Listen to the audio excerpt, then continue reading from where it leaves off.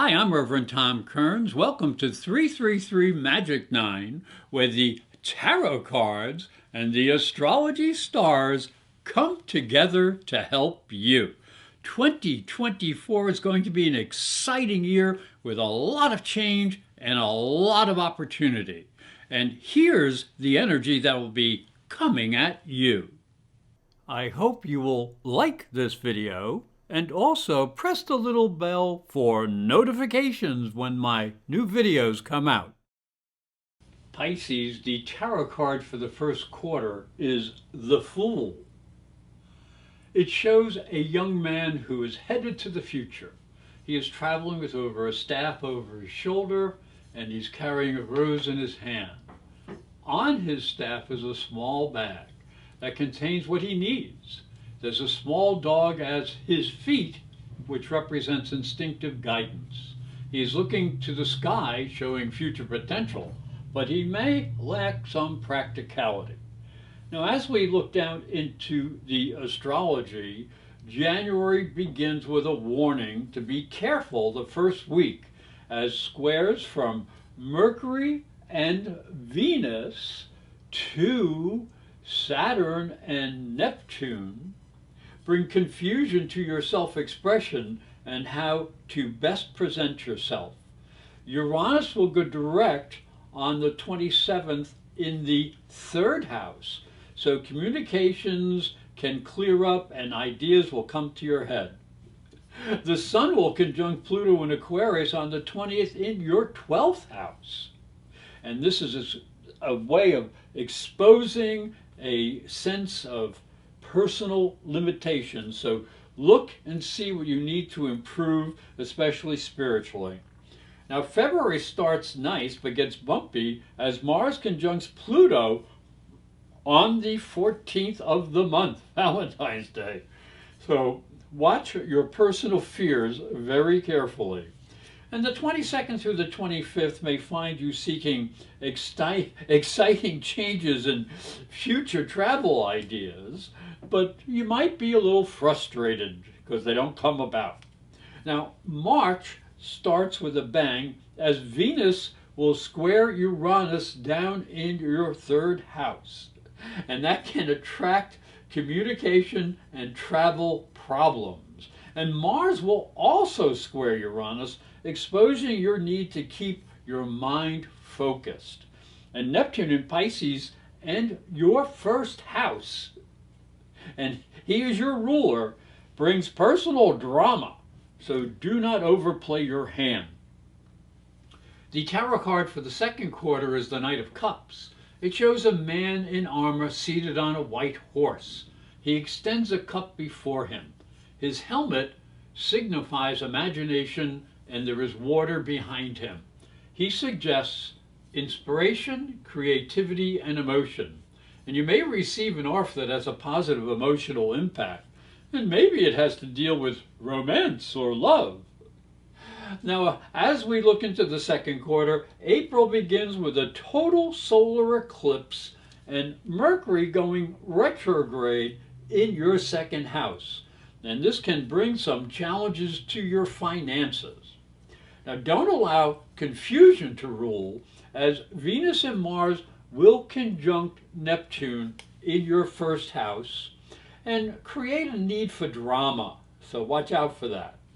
Unusual energies come when Jupiter will conjunct Uranus, and that is in the third house, and the Sun will square Pluto over the 20th. So learn what you need to know for future success. As we move into May, Mars in the second house energizes your resources and your talents.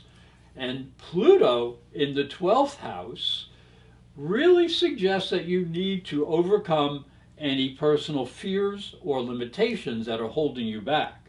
And the Sun and Venus conjunct Uranus in the third house suggests that you listen to logic, because Mercury conjunct Uranus can bring brilliant ideas, and Jupiter, now in the fourth house, helps you feel more secure and better feelings at home and with your family.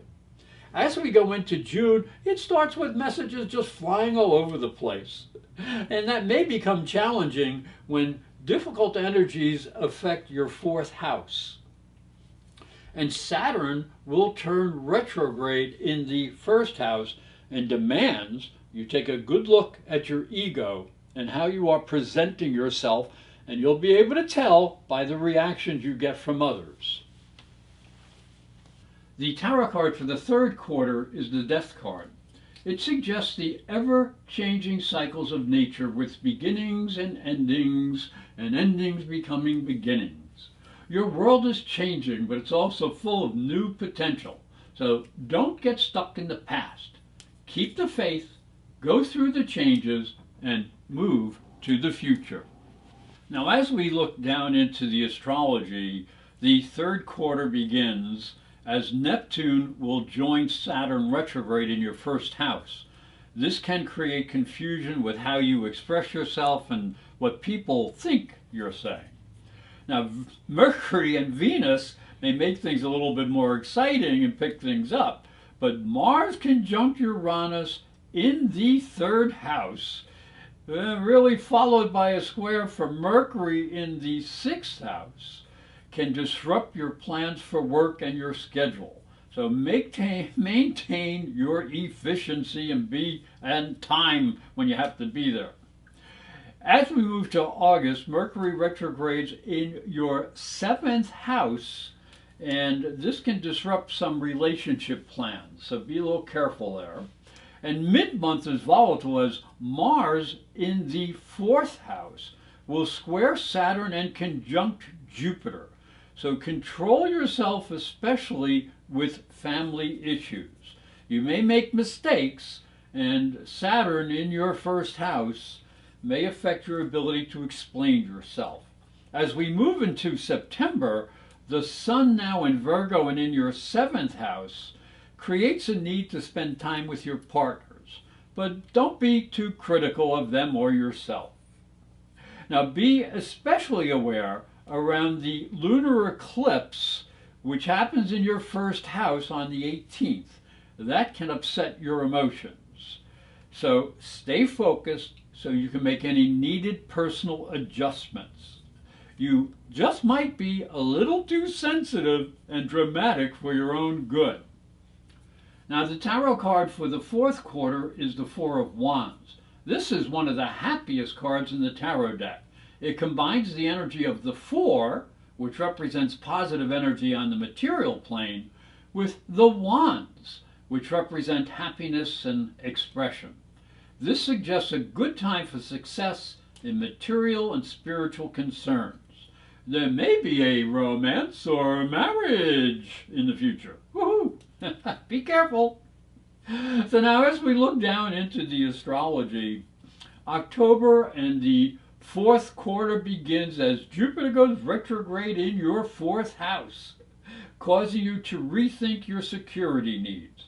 And Pluto going direct in the 11th house will deepen the power of your networking skills.